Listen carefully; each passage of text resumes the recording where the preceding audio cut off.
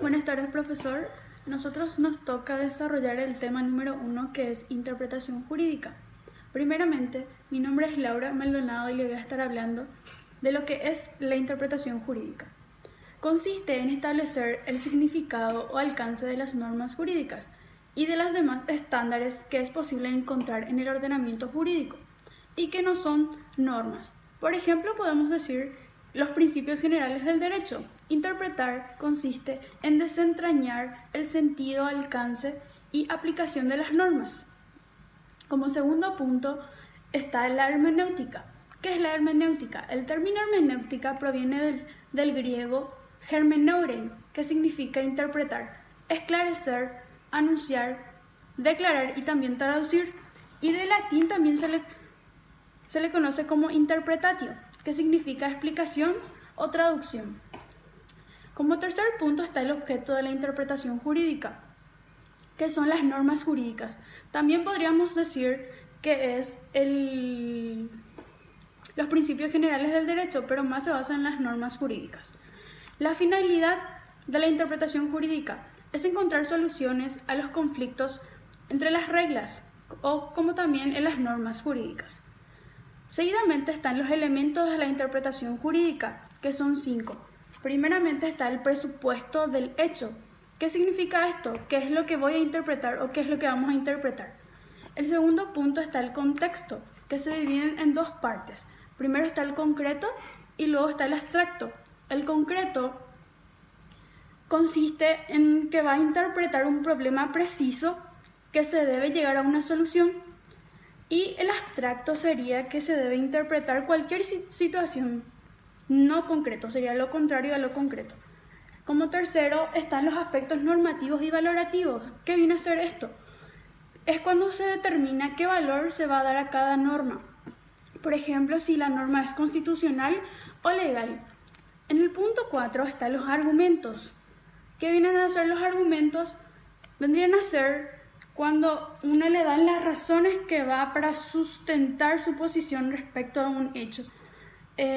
Podemos mencionar que esto se estaría aplicando en el momento de un caso jurídico.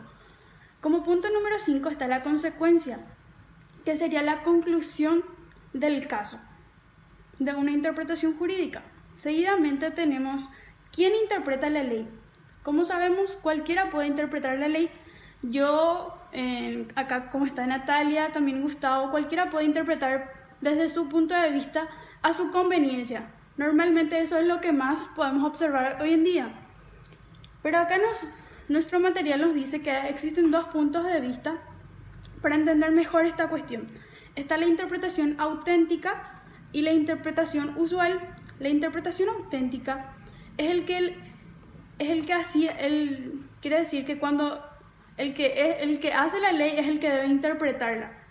Y la usual viene a ser que debe interpretarse por quien la aplica, que vendrían a ser los jueces, los legisladores, los abogados, que son los que hoy en día son más capaces para interpretar la ley. Luego está la importancia de la interpretación jurídica. Bueno, la importancia de la interpretación jurídica consiste en que es la esencia del hombre del derecho, en tanto que lo corresponde dar sentido cristalizado a las normas jurídicas y determinar su finalidad. En la vida cotidiana significa explicar el sentido de una cosa que no está ajeno a la vida cotidiana o diaria del ser humano. ¿Por qué decimos esto? Porque no solamente jurídicamente tenemos que interpretar la ley, también podemos interpretarla en el día a día. Es tan importante como los seres vivos respiran, o también tiene más trascendencia cuando el abogado o litigante pretende descubrir si la norma que aplica en un caso particular es correcta o no. También es muy importante porque no solo es desentrañar el sentido de un texto o un caso jurídico, además es un acto de comprensión y comunicación que no solo está encaminada al conocimiento, sino también a la resolución de casos, como estamos viniendo diciendo. Luego está la característica de la interpretación jurídica. Existen 6 puntos que vamos a mencionar, que les voy a estar mencionando sobre la característica. Primeramente, el número 1 nos habla de que es el estudio de las reglas y los mecanismos para emplear y para interpretar dichos textos jurídicos. Como segundo punto está que es un marco de interpretación que proporciona al juez, al abogado o al que aplica en la hora de resolver un caso a la decisión que él hace, que le utiliza como guía o como herramienta para tomar una decisión o facilitarle para dar un veredicto, un mejor veredicto, ¿verdad? En el tercer punto está que nos evita tomar una decisión subjetiva o muchas veces emocional, que es lo que suele ocurrir bastante también. En el punto 4 tenemos que nos orienta la interpretación jurídica a que los textos y los contrastes de las bases teóricas a la hora de aplicar. Como punto 5 tenemos que la aplicación de la hermenéutica, que vendría a ser esclarecer o desentrañar algo, varía en función del observador. Eso es lo que le estaba diciendo, que por ejemplo cada persona puede observar, puede aplicarla de manera que le favorezca. También tenemos como por último el punto número 6, que la interpretación jurídica se remite a establecer el verdadero sentido y significado y alcance de la normativa jurídica, o sea, de la norma jurídica. Bueno, ahora seguidamente la compañera Natalia nos va a estar hablando más sobre la interpretación jurídica. Estaré hablando de las escuelas de interpretación jurídica, que son 4. Son la subjetiva, la objetiva, la teoría absolutista y de interpretación libre. La escuela subjetiva, también llamada exegética, trata de que el único que puede interpretar las leyes son el legislador mismo. O sea, los jueces tienen que basarse en la voluntad que tuvo el legislador al momento de realizar esa ley. Después, la escuela objetiva reconoce también la facultad de dictar leyes al Poder Legislativo, pero no establece que la única forma de interpretación es la voluntad del legislador. En esta, entonces, se desprende la voluntad del legislador. Puede que él haya tenido otra intención al momento de realizar, pero no es lo que escribió. Pueden darse errores en el significado de la palabra, que él entendió de otra manera, o también puede ser con comas, por ejemplo. Entonces el juez ya interpreta de otra manera. Después la escuela de la teoría absolutista se parece bastante también a la escuela objetiva, porque se trata también de la interpretación de lo que está escrito exactamente. Reconoce únicamente el alcance literal o significado real de las palabras empleadas. La escuela de interpretación libre es cuando se acuden a otros métodos de interpretación, métodos o escuelas de interpretación.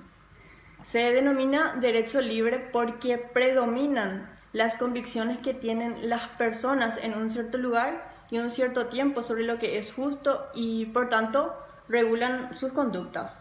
Por ejemplo, uno de sus postulados es que no acepta que la ley sea la única fuente del derecho positivo.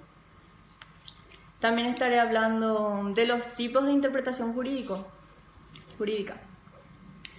Pueden darse según el sujeto y según el resultado. Según el sujeto que interpreta, son la interpretación auténtica, la usual, la doctrinal y la popular. La auténtica es la realizada por el propio autor de la norma, es decir, lo que hace el legislador. La interpretación usual es la que hace quien aplica la ley, es decir, el órgano jurisdiccional, que se divide en judicial y jurisprudencial. La judicial es la que hace el juez y la jurisprudencial los que hacen los órganos colegiados, que pueden ser a través de tribunales de apelación o Corte Suprema de Justicia. La interpretación doctrinal es lo que se hace al ejercicio de la profesión. Estos toman las doctrinas de magistrados, jueces, jurisconsultos, abogados. El juez no necesariamente debe dirigir sus resoluciones a lo que dicen los doctrinarios, ya que pueden ser diferentes a lo que se aplica en el país, pero es muy importante porque son estudiosos del derecho. Y en la interpretación popular es la interpretación que hace cualquier persona que no necesariamente sea estudiante de leyes. Por ejemplo, lo que hacen los periodistas. Estos suelen hablar de leyes, pero eso no quiere decir que estén en lo correcto en su interpretación, aunque puede que sí también.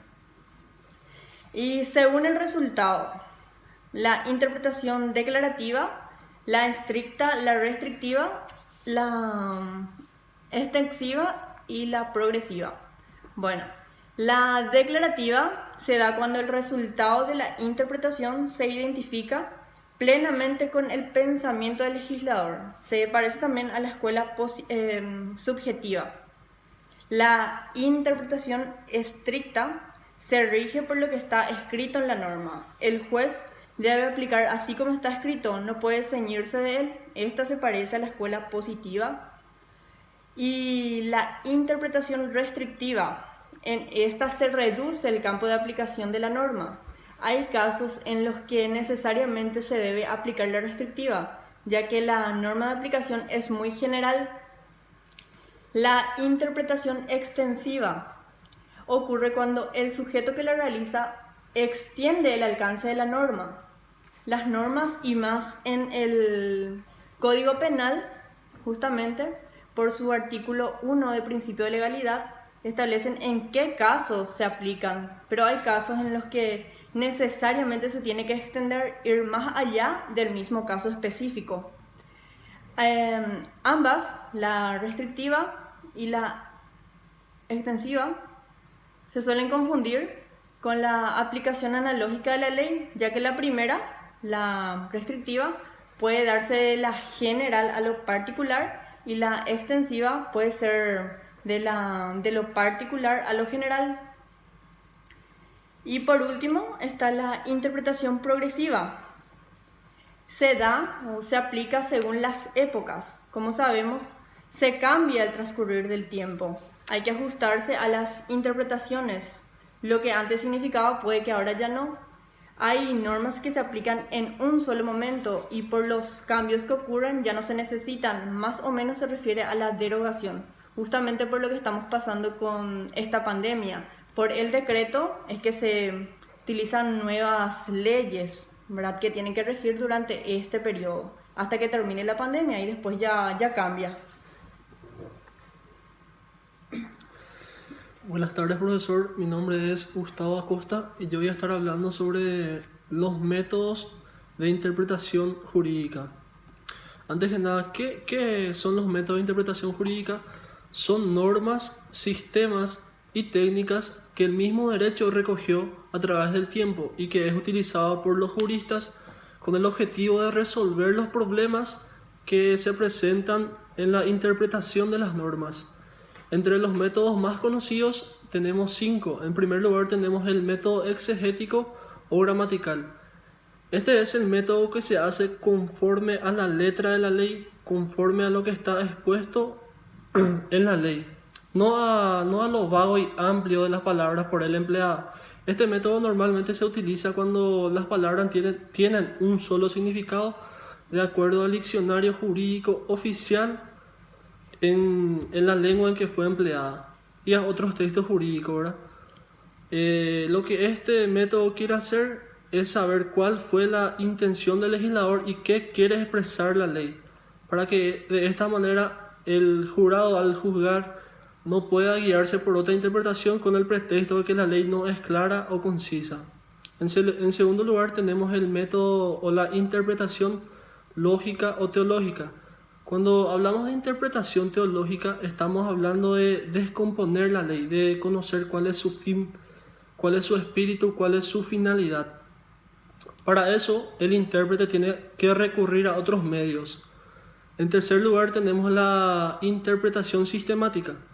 Para este método dice que el derecho hace parte de un sistema normativo y que se debe analizar según este.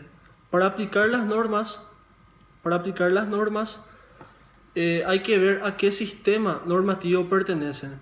Las normas están incluidas en un sistema normativo en donde las normas superiores guían el destino de las inferiores, ya que están ordenadas jerárquicamente.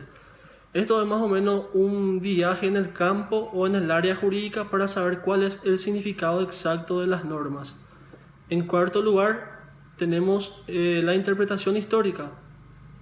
Este método dice que no hay que concebirse la voluntad del legislador al crear la ley, sino que una vez dictada la ley, ésta se independiza del legislador, se vuelve autónoma, tiene vida propia y su finalidad es satisfacer las necesidades presentes. En el punto 5 tenemos el método savigniano. Este método dice que la ley es la expresión popular del pueblo. Este método tiene 4 elementos para la interpretación de la ley. El primer elemento es el gramatical, que es el lenguaje de la ley. El segundo es el lógico, que es la descomposición del pensamiento. El tercero es el histórico, que es la unión del pasado con el presente. Y el cuarto es el sistemático, que es la unión de las instituciones con las normas jurídicas en una sola unidad. Este método propone para las lagunas o los vacíos del derecho utilizar la analogía. En el segundo punto tenemos las reglas prácticas de hermenéutica jurídica. Existen reglas que son utilizadas antojadamente por los juristas, ¿verdad?, en caso de que se encuentre con vacíos o con lagunas del derecho. O también cuando los métodos de interpretación resultan insuficientes para saber para resolver un caso en particular. En primer lugar, tenemos el argumento de analogía o a pari. Su enunciación en latín es la siguiente: ubicat emes lega ratio ideadement legis dispositio. Esto significa: donde existe la misma razón, debe existir la misma disposición. Por ejemplo, tenemos un hecho que no está tipificado en la ley, ¿verdad?, pero hay un hecho similar que sí posee una norma que le tipifica, entonces se puede usar esa norma para que rija esa conducta que no está tipificada. En segundo lugar, tenemos el argumento de contradicción. Este argumento dice que es la conclusión a partir del contrario de la norma. Vos agarrás la norma y tenés una conclusión a través de contradecirlo. Como ejemplo podemos citar el artículo 196 de la Constitución Nacional, que dice: podrán ser electos pero no podrán desempeñar funciones legislativas: 1. Los asesores de reparticiones públicas; 2. Los funcionarios y los desempleados pero con sueldo del Estado o de los municipios. Bueno, haciendo una conclusión contraria, quedaría de la siguiente manera: podrán emplear las funciones legislativas los asesores de reparticiones privadas, así también los empleados que no posean sueldo del Estado o de los municipios. En tercer lugar tenemos el argumento a fortiori, que significa con mayor razón todavía. Esto se fundamenta en la extensión de la ley a un caso no previsto por ella, pero que concurre razones más importantes para aplicarla también a dicho caso. Un caso que podemos citar es el caso que vos mismo diste, en donde decía que al presidente de la República solamente se le podrá juzgar, ¿verdad?, por malas funciones, que haga mal sus funciones, así también mal desempeño de sus funciones, o por delitos. Pero aplicando el argumento a fortiori, con mayor razón todavía se le va a juzgar también por crímenes. En cuarto lugar tenemos el argumento de no distinción. En latín sería ubi lex no distinguir nec nos distinguere debemos. Esto significa: donde la ley no distingue, no debemos distinguir nosotros. La ley siempre está enunciada en términos generales. Si la intención del legislador era distinguir, bueno, que se basaran en esa distinción, pero nosotros no estamos facultados para hacer distinciones que el legislador no hizo. En quinto lugar tenemos el argumento del absurdo o absurdo. Este argumento se basa en que ningún tipo de interpretación que se haga sobre las normas le debe llevar la contraria o contradecirlo, ni tampoco debe ser absurdo a la misma. Y esto es todo, profesor. Muchísimas gracias por su atención.